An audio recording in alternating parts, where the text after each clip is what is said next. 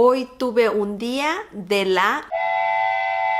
Me encontré con tantas personas que me caen muy mal. No puedo dejar de sentirme toda...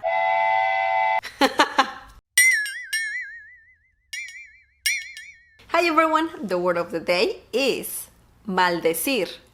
Maldecir. This is a Spanish verb and it means to swear or to curse.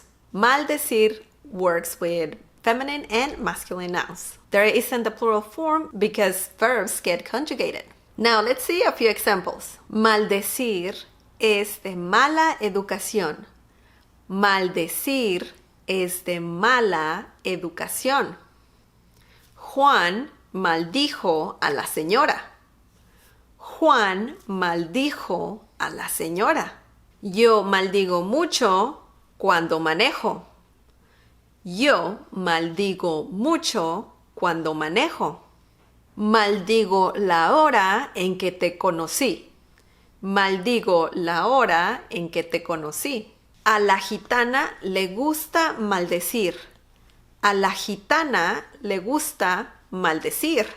Okay, that was the word of the day. I hope you liked this video. Don't forget to subscribe and also click on the bell icon so you can get notified every time I upload a new video. Also, support this channel by sharing this video with your friends and by giving the thumbs up. It will be great if you can leave me more examples down below. I always love to read your comments. Thank you for watching and I'll see you next time. Bye!